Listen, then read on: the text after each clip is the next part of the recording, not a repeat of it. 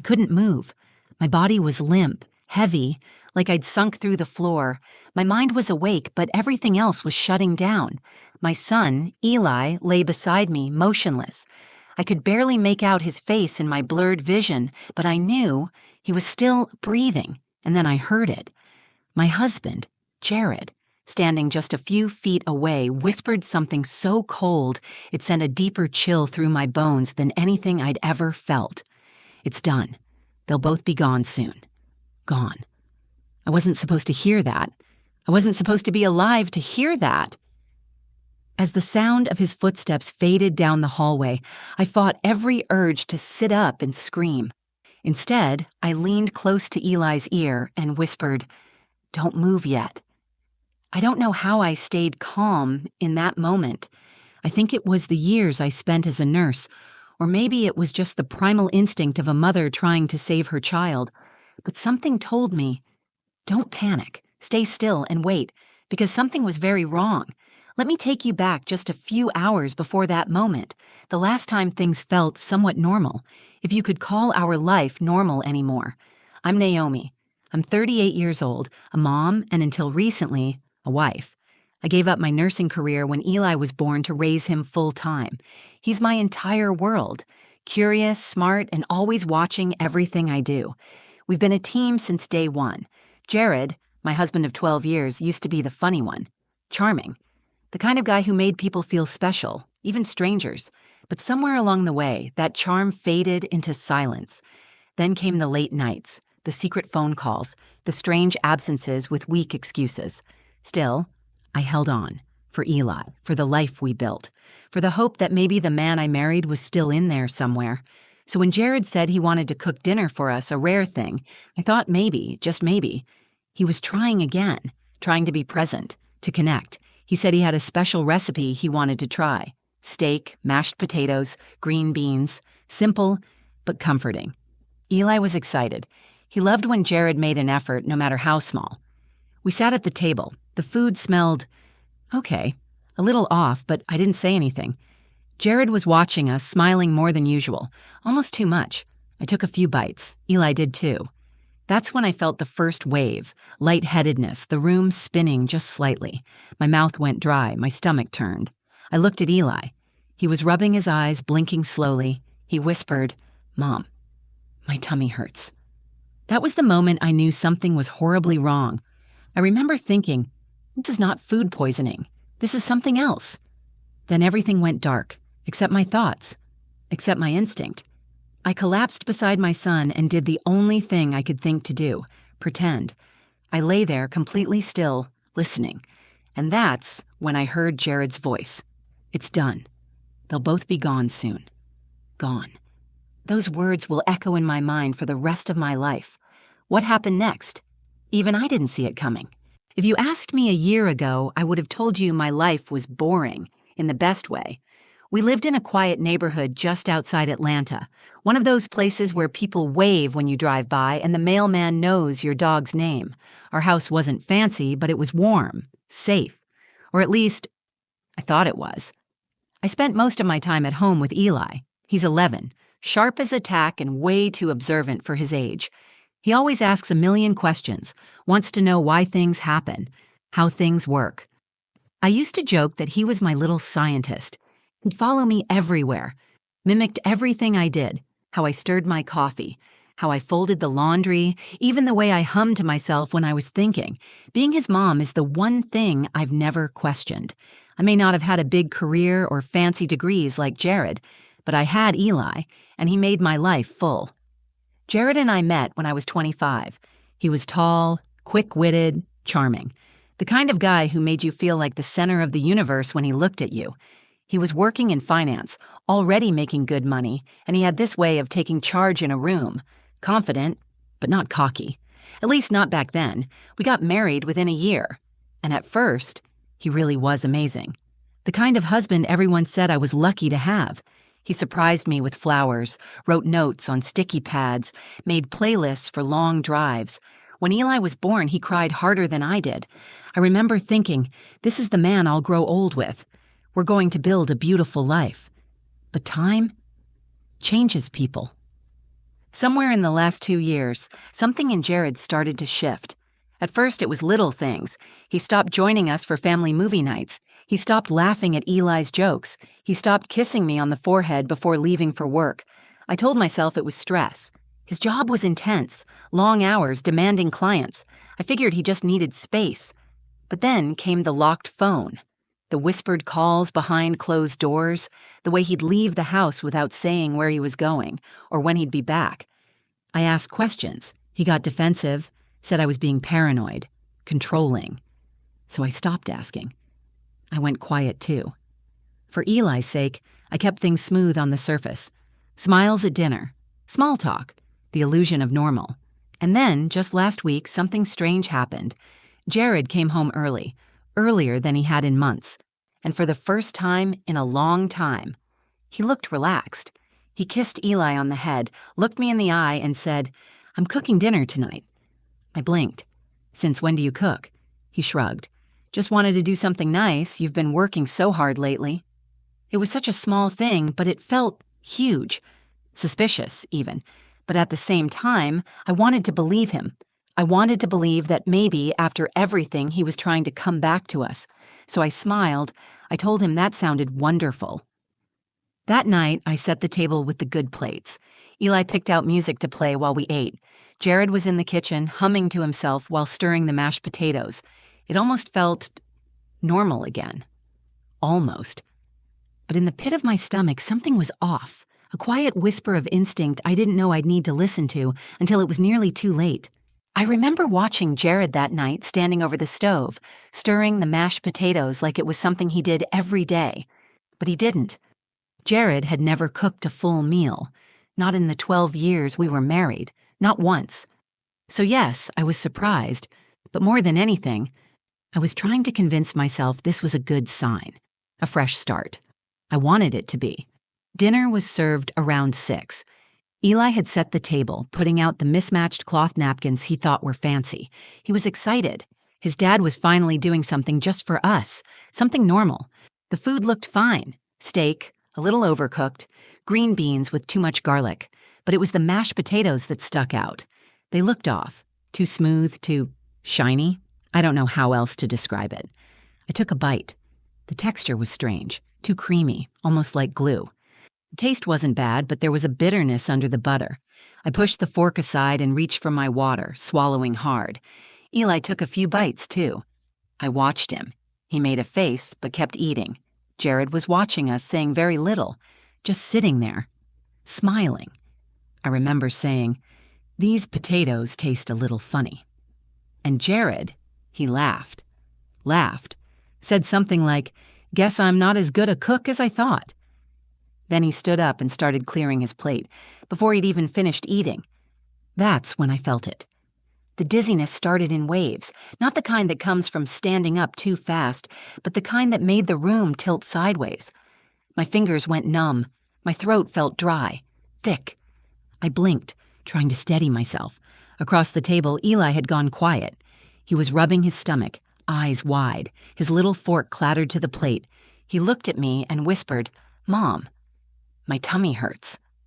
That moment is burned into my memory, the way he looked so confused, like he knew something was wrong but didn't know how to say it. My instincts took over. I reached for him, but my arm wouldn't move right. My muscles weren't responding. My vision started to blur around the edges. I could barely keep my eyes open. And Jared, he wasn't rushing over to help. He wasn't panicked. He was just standing there at the sink, scrubbing his hands slowly, like he was washing something away. I knew. Something was terribly wrong. My heart started pounding, even as my body was failing me. I realized I couldn't speak, couldn't call for help, but my mind was clear, and one word echoed louder than everything else. Protect Eli. I looked at my son. He was slumping in his chair. So I did the only thing I could think to do. I grabbed him, gently, and guided him to the floor beside me as I collapsed, pretending to pass out. I pressed his small hand under mine and gave the tiniest squeeze I could manage, just enough for him to feel it. Then we lay there. Still. Silent. That's when Jared walked back into the room, and I heard it. "It's done. They'll both be gone soon." My blood ran cold. There was no panic in his voice, no sadness, just calm finality. Like this was a task he'd completed, like we were never more than boxes on a to-do list. I fought every instinct to sit up, to scream, to run. But I stayed still. And when I heard him walk out of the room, I leaned close to my son and whispered, "Don't move yet." I didn't know how long we lay there. It could have been 30 seconds or 3 minutes. Time becomes strange when you're terrified and paralyzed. All I could hear was my own pulse hammering in my ears, and Eli's breathing. Then came the sound of Jared's footsteps retreating down the hallway, unhurried, deliberate. He paused near the door, I think. Then I heard it. Click. The front door closed. He was gone. I opened my eyes just a crack, afraid of what I might see. The kitchen was empty. I gently pressed my hand against Eli's back. He tensed but didn't move. He was awake. He'd heard everything, too. "Bathroom," I whispered. "Go, spit, throw up if you can." He blinked at me, scared but understanding. Eli might only be 11, but he's so smart. He crawled toward the hallway with shaky limbs. I followed, dragging my legs behind me like they were sandbags. We made it to the guest bathroom. I turned on the tap, kept the water running loud, just in case Jared came back. Then I leaned over the sink and forced myself to vomit. Everything. I dug my fingers down my throat, desperate to purge whatever he had given us. Eli did the same, tears streaming down his cheeks, coughing, gagging, but he got it out. It was working. Slowly. My head was still foggy, but I could think. Move. My breathing was tight, but no longer fading. I sat on the cold tile floor, my back against the cabinet, holding Eli's hand. "Mom," he whispered. Why would he do that? I couldn't answer. Not yet. We had to get out. I tried to call 911, but my phone was dead. Not low battery. Dead. No response, no restart screen. It had been working that morning. I checked the wall phone. Line dead. That's when I realized Jared had planned this, thoroughly. "No time," I said. "We go now." I grabbed the emergency flashlight from under the sink, wrapped Eli in my hoodie, and led him through the laundry room into the garage. I had to be quiet. We both did. I didn't know if Jared had really left or if he was watching from the car or hiding outside. I opened the garage door manually. It groaned loud enough to make my heart stop. I peeked out. No car in the driveway, no one on the street, just the empty hush of evening. "Go," I whispered, "to Miss Laverne's. Now." Eli ran barefoot across the lawn toward our neighbor's house. Miss Laverne had lived there for 20 years. She was in her 70s, tough as nails, and always home. I hobbled after him, my legs still jelly, my vision swimming. By the time I reached the door, Eli was pounding on it. She opened it fast, surprised, but one look at us and she knew something was wrong. "What happened?" She gasped. "No time. Call 911, I managed to say. "He poisoned us. My husband, he tried to kill us." The look on her face changed from shock to action. She pulled us inside, locked the door, and grabbed her phone. Within 5 minutes, I could hear the sirens, and for the first time in what felt like forever, I let myself breathe. We were still alive, but this was far from over. The ambulance lights flashed against the walls like red lightning as the paramedics rushed us out of Ms. Laverne's house. Eli was trembling under the emergency blanket they'd wrapped him in, holding onto my hand like he thought I might disappear. My body was still fighting to stabilize. My vision was sharp 1 second, swimming the next, but I was conscious, alive. And so was Eli. That was all that mattered in that moment. At the hospital, they ran tests immediately. Blood work, toxicology screens, vitals. Nurses moved fast. I knew that speed. I used to move like that when I was the one wearing scrubs. The doctor came in with the results within the hour. "It was a sedative," he said, "crushed and mixed into the food. Probably benzodiazepine, very high dosage. You were lucky you vomited it out when you did." Lucky. That's what they all kept saying. But this wasn't luck. It was deliberate. And not just what he did, but what I did. The whisper to Eli, the bathroom, the escape. That was instinct. That was survival. When the officer arrived to take my statement, I told him everything, word for word, step by step. Then I asked, "Did they find him?" The officer's jaw tightened. "He's not at the house. The car's gone. We've issued a statewide alert." I felt my stomach drop again, not from poison this time, but from the sickening possibility that he could get away with this, that he might disappear and leave us always looking over our shoulders. But then, less than 48 hours later, they caught him. At the airport, trying to board a flight to Belize with a fake passport and a second phone. He hadn't just poisoned us and run. He had planned this for weeks, maybe longer, and it wasn't until my sister Alina flew in that the final puzzle piece slid into place. We were sitting in the hospital room, Eli finally asleep in the bed next to me. Alina leaned forward with this look on her face, part disbelief, part heartbreak. "I didn't want to say anything," she whispered. "But Naomi, Jared's been cheating. I've known for 2 months." I just stared at her. She went on. "I saw him, with a woman, young, maybe 25. They were at that restaurant by Midtown. He kissed her. I followed them. They went back to a condo. I didn't tell you because I wasn't sure what to do. I thought maybe he was just having a crisis." A crisis? Number, this was never just an affair. This was an exit strategy, and it got worse. That woman? Turns out she came from a wealthy family. Her father had passed away recently. She was set to inherit a sizable fortune, but only if she married someone with no children and no prior debts. Jared was trying to create that version of himself, free of a wife, free of a son, free to start over. The poisoning, the fake documents, the airport escape, it all made sense now. He wasn't just trying to leave us, he was trying to erase us. They charged Jared with attempted murder, felony child endangerment, and use of a controlled substance with intent to cause harm. He pled not guilty at first, until the evidence was stacked too high to climb out of. He's now serving life in prison, with no chance of parole. And me? I'm still putting the pieces back together. But the truth? I'd rather live in broken pieces than in a perfect lie. I wake up every morning with a different kind of gratitude now, not for the big things, like second chances or justice or revenge, but for the small ones, like the sound of Eli laughing in the other room, or the quiet click of the front door locking at night, the warmth of sunlight through the kitchen window as I make coffee in a house where I know we are safe. It's been 3 months since the night everything fell apart.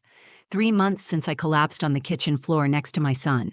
3 months since I heard my husband, Jared, whisper that we'd be gone soon. It's surreal to say those words out loud. Even now, it doesn't feel real. But it was, and we're still here. Eli and I both made full physical recoveries.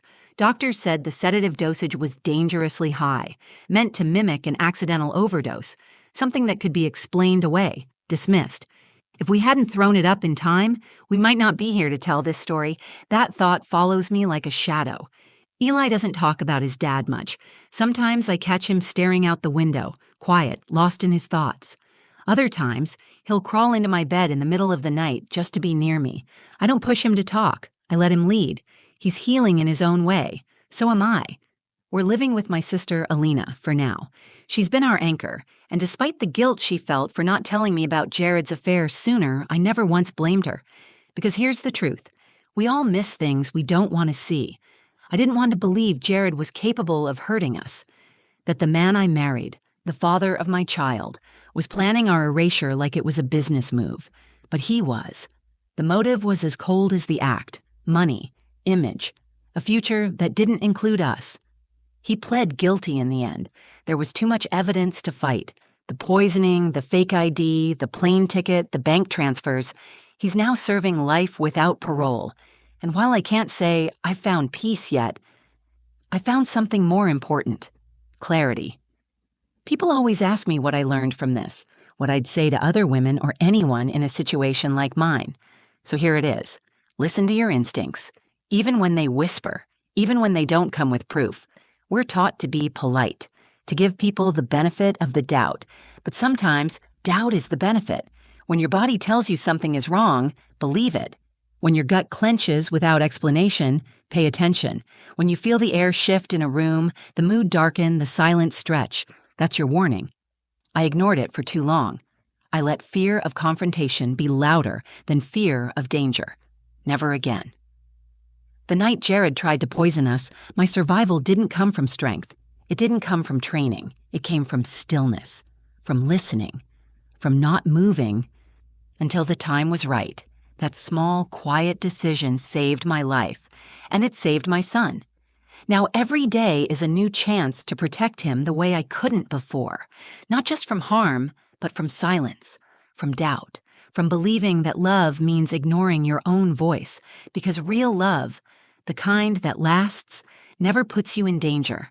It never makes you question your worth, and it never ever comes with poison. If you've made it this far, thank you for listening. This story wasn't easy to tell, but I hope it reaches someone who needs it, someone who's ignoring their gut, someone who's afraid to open their eyes, someone who just needed a reminder. You are not crazy. You are not alone. And your voice matters. If this story resonated with you, drop a comment below. Whether it's your thoughts, your own experience, or just a message of support, it helps more than you know. And if you think someone needs to hear this, please share the video. You never know who it might save. Like the video if you found it powerful. And don't forget to subscribe to the channel for more real stories, raw truths, and reminders that survival is strength. Until next time, stay safe, stay sharp, and never stop listening to your instincts.